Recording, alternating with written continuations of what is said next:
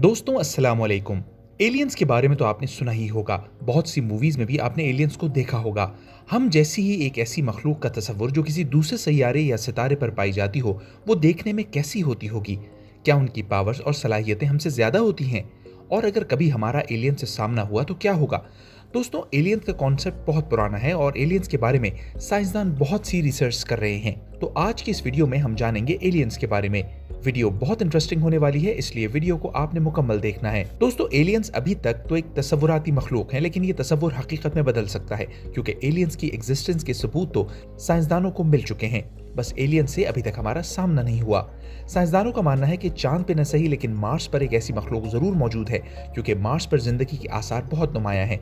Mars का temperature भी normal है और कुछ शवाहिद मिले हैं जिनसे ये साबित होता है कि मार्स पे पानी और हवा भी मौजूद है। चांद के बारे में इतनी रिसर्च तो हो चुकी है कि चांद पे जिंदगी का तस्वुर बहुत मुश्किल है, क्योंकि चांद पे ऑक्सीजन और पानी नहीं है। लेकिन साइंसदान ये मानते हैं कि लाखों साल पहले शायद चांद पे कोई मखलूक आबाद थी, फिर किसी बहुत बड़ी तबाही की वजह से वो सब मर गए। इस बात को साबित करने के लिए कुछ सबूत भी मौजूद हैं। साइंसदान चांद की मिट्टी को जमीन पर लाकर लेबोरेटरी में टेस्ट कर चुके हैं। चांद की मिट्टी से कुछ जानदारों के फॉसिल्स मिले हैं, जो इस बात का सबूत है कि चांद पे कोई मखलूक आबाद हुआ करती थी। जमीन पे भी कुछ फॉसिल्स ऐसे मिले हैं जिनमें ऐसे जानदारों का पता चलता है कि वो इंसानों जैसे तो थे, लेकिन वो इंसान नहीं थे। तो इससे ये साबित होता है कि एलियंस हमारी जमीन पर भी मौजूद हो सकते हैं। एलियंस इटर्नल होंगे, यानी वो कभी मरते नहीं होंगे। हम क्या सोच रहे हैं वो जानते हैं।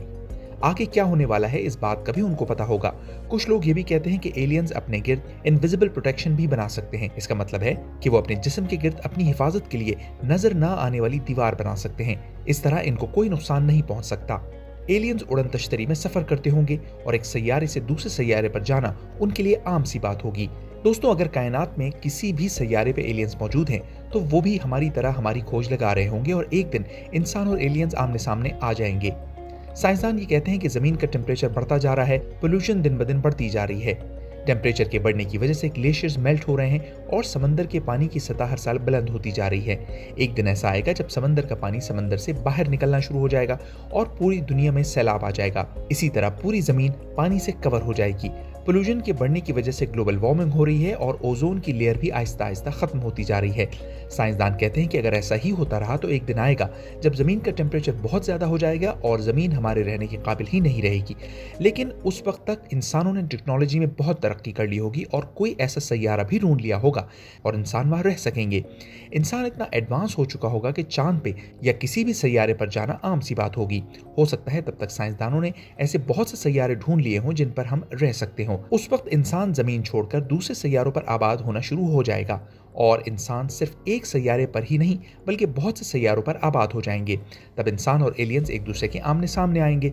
अगर इनसे हमारे ताल्लुकात अच्छे रहे तो ठीक, वरना स्टार वॉर्स शुरू हो जाएगी, यानी एक सैयारे वाले दूसरे सैयारे वालों से लड़ पड़ेंगे। तो दोस्तों, ये थी आज की वीडियो। अगर आपको अच्छी लगी है तो वीडियो को लाइक करके दोस्तों के साथ शेयर करें और इस तरह की मजीद दिलचस्प वीडियोस के लिए हमारे चैनल को लाजमी सब्सक्राइब करें।